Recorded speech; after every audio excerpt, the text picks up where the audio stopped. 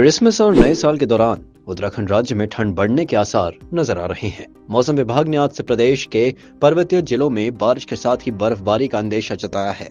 मौसम विभाग के मुताबिक देहरादून के पर्वतीय इलाकों समेत उत्तरकाशी, रुद्रप्रयाग, चमोली, टिहरी, बागेश्वर, पिथौरागढ़ और अल्मोड़ा जिले में हल्की बारिश व बर्फबारी की संभावनाएं हैं।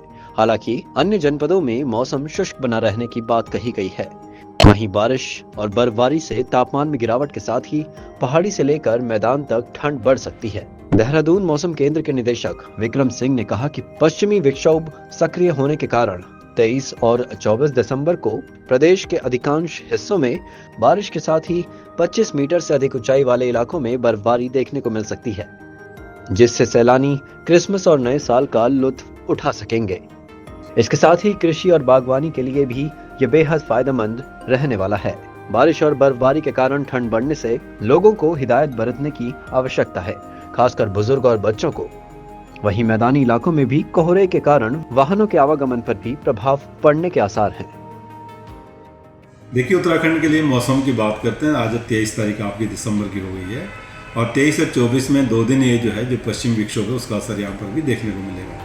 तो इसकी वजह से आप देखेंगे जो हल्की या बहुत हल्की बारिश और बर्फबारी है, अगर हम पहाड़ी क्षेत्रों में बात करें, हिली रीजन की बात करें, तो वहाँ पे कुछ जगहों तक में जो इस तरह की एक्टिविटी देखने को मिलेगी।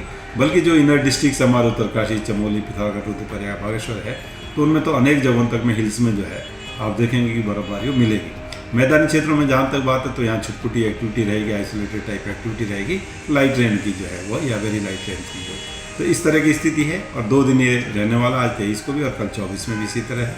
तो इसकी वजह से आप देखेंगे कि जो एरियाज हमारे 2200 मीटर या 2500 के आसपास के हैं, तो उसमें भी देखेंगे कि जो हल्की बर्फबारी जो वहाँ पर भी देखने को मिलेगी।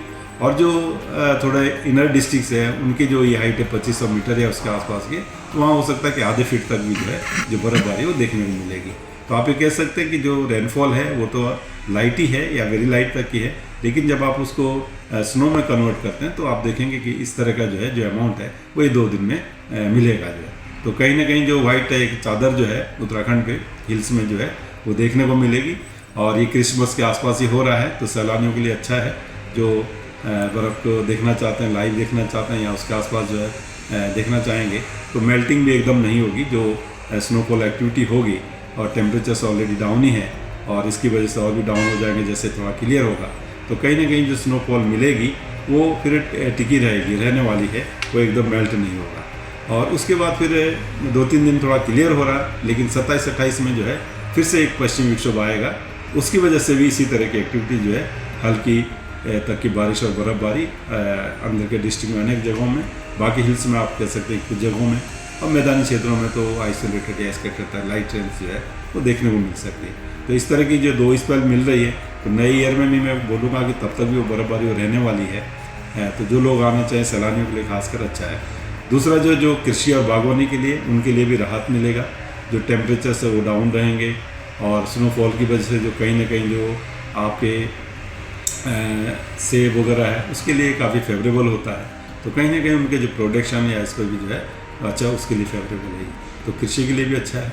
तो इस तरह की चीज़ें। हाँ, दूसरे पहलू देखेंगे तो टेम्परेचर्स गिरेंगे, तो कहीं ना कहीं जो बच्चे बुजुर्ग हैं उनको थोड़ा प्रिकॉशन लेना चाहिए ठंडे में, जो ठंड उनको ना लगने पाए। और मैदानी क्षेत्रों में आप देखेंगे जैसे पश्चिम विक्षोभ निकलेगा तो कहीं ना कहीं कोहरा भी देखने को मिलेगा, तो उसकी वजह से जो विजिबिलिटी है वो कम हो जाती है। तो वाहन वगैरह जो है लोगों को सावधानी से चलाना चाहिए जिससे कोई दिक्कत ना हो। और हिल्स में भी इसी तरह आप देखेंगे स्नोफॉल हो जाएगा तो रोड्स में कहीं ना कहीं चलते हैं तो सावधानी बरतनी पड़ेगी, नहीं तो स्किड होने के जो है वो चांसेस रहते हैं। तो वो प्रिकॉशन ज़रूरी है, इस तरह का प्रिकॉशन लेना पड़ेगा।